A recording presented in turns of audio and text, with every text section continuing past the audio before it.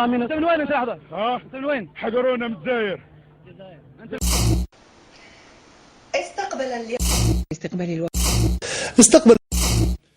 استقبل حيث كان في استقباله جات ترك زعفة صارت تزوج مع فوزية راكي باوزة هي. ايش حنيكا فيا Ça va bien crosser. Si du tutoies, ça va bien. Si tu crotis, tu fais tutoies. C'est très bien. Je t'aime. Je t'aime à la forêt. الله أكبر. الله أكبر. الله أكبر. الله أكبر. ماذا قدمنا للعالم كي يحترمنا ويحسب لنا حسابا؟ ألا نقبع في مؤخرة الأمم سياسيا واقتصاديا وتكنولوجيا؟ ألسنا عالة على العالم؟ ألسنا أمة تأكل مما لا تزرع وتلبس مما لا تنسج؟ ألا نستورد حتى الفلافل والطعمية من الصين والغطر والعقال من سويسرا؟ حتى الأبراج الشاهقة التي نتفاخر بها ألم يبنها كوريون وغربيون؟ ألم يكن أحد الصحفيين الأمريكيين محقا عندما اعتبر دول الخليج مثلا مجرد محطة وقود يضيف آخر؟ ألسنا عاجزين حتى عن استخراج النفط والثروات من باطن أرضنا؟ لماذا تتفاخر اليابان بإنتاج أسرع سفينة في العالم بينما نتفاخر نحن العرب بتحضير أكبر منسف أو منسف كبسة أو مكبوس وذلك بواسطة طباخين هنود؟ لماذا يتفاخرون في الغرب بصناعة أسرع طائرة وأنحف موبايل بينما نتفاخر نحن بأكبر صحن تبول أو حمص؟ Et je voudrais pouvoir, en disant cela, dire à M. Plagnol que je sortirai forcément de l'Hexagone à cette occasion pour aller à Bruxelles et dire à nos amis de Bruxelles qu'il n'y a pas plus européen que l'Algérie. What? Et que si l'histoire avait été différente, nous serions déjà membres à part entière de l'Union européenne, puisqu'au moment du traité de Rome, nous étions encore français.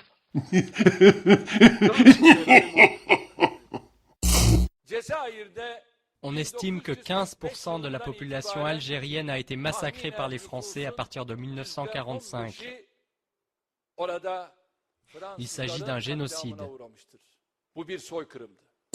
Caractérisant la scène politique nationale et internationale, il a affirmé que l'Algérie n'acceptera aucun tuteur étranger, qu'il soit d'Orient ou d'Occident, relevant aussi que le monde contemporain accumule des concepts politiques nouveaux, du devoir d'ingérence humanitaire inventé dans le sillage de la première invasion de l'Irak au devoir de protéger les peuples forgés en 2005. Le secrétaire général du RND a renouvelé par ailleurs le soutien entier et total de son parti au président de la République, Abdelaziz Bouteflika. يا حكومة كلنا معكم رجال كنطار الفتنة كنطار الثورة والله كان حابين نشوفوا إصلاحات لازم تبوجوا تتحركوا سينو تشعل البلاد وراكم كامل تتحركوا يا حكومة كلنا معكم رجال كنطار الفتنة كنطار الثورة والله كان حابين نشوفوا إصلاحات لازم تبوجوا تتحركوا سينو تشعل البلاد وراكم كامل تتحركوا واحد راني شعبي مشني سياسي ما عجبتنيش التصريحات تاع مراد مدلسي وزير الخارجية راك غير تهدر عن نية الجزائر تاعنا عمرها ما كانت فرنسية ونقول لك او لازم رد اعتبار لازم اعتذار للشهداء الابرار نستناو اردوغان صار هذاك العار باهي طالب في بلاصتنا بتجريم الاستعمار. هل تعلم أنك محبوبا جدا في الجزائر ولديك كثيرا من المعجبين بك وبطريقة لعبك؟ حتى أقول لك الحقيقة لا أعلم ذلك وأنت من يفشي لي هذا السر. ما أعلمه أن البارسا لديها عشاق كثيرون في العالم بأسره، لذلك أتصور الآن أني أملك بعض المحبين والمعجبين في الجزائر أيضا، لكني لم أكن أعلم أنهم يحبونني بنفس الشكل الذي تحدثت عنه، وإنه لشرف لي أن أسمع منك أنه قميصي مع البارسا يباع بكثرة عندكم في الجزائر. هؤلاء الجزائريين الذين يعشقونك ويعشقون اللعب الجميل والنظيف الذي تقدمهم لهم في البرصا يتأسفون كثيرا أن لاعبا كبيرا مثلك لم يحصل على الكرة الذهبية. فما الذي تقوله في هذا الشأن؟ أولا أشكرهم على هذا الشعور منهم بالأسف على عدم حصولي على الكرة الذهبية، وأقول لهم أني سأحاول مجددا تطوير طريقة لعبي ومستواي حتى أكون في مستوى هذه الثقة التي يضعونها في شخصي. لكن عليهم أن يدركوا أن كرة القدم اليوم فيها لاعب فوق الجميع أحببنا أم كرهنا، ألا وهو ليو ميسي. إنه لاعب كرة قدم رائع وفريد من نوعه، وفي حال ما نجح في التتويج على الأقل بلقب مع منتخب الأرجنتين سيكون أفضل لاعب كرة قدم في العالم على مدار التاريخ. أكيد أنك ستتقاعد قبل ميسي، فكيف ترى البرصا في الغياب؟ لنعود إلى ما يهم مشاهدينا الجزائريين، ما الذي تعرفه عن المنتخب الجزائري؟ ما حدث بين الجزائر ومصر في لقاء الوصول إلى مونديال 2010 بالسودان، وأقصد هنا ما حدث بعيدا عن أرضية الميدان. صراحة لم يكن مقبولا أن تصل الأمور إلى تلك الدرجة. كرة القدم لا صلة لها بما يحدث مهما كان الرهان بينكما. Yeah, this guy is rigged up with a blood balloon. Yeah, it's gonna make it's gonna explode all over. I hope. Otherwise, so we're just gonna toss him in a.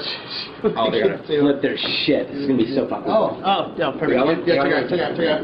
Is that good? Are we good?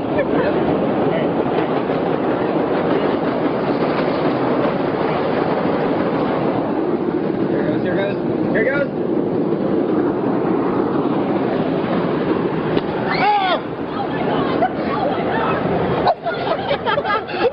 Oh my God! He just jumped! He just jumped off the truck! Jesus! Holy shit! He just jumped off the track! Did you see that? Oh my God! What the? Wait, is that a fucking camera? What the?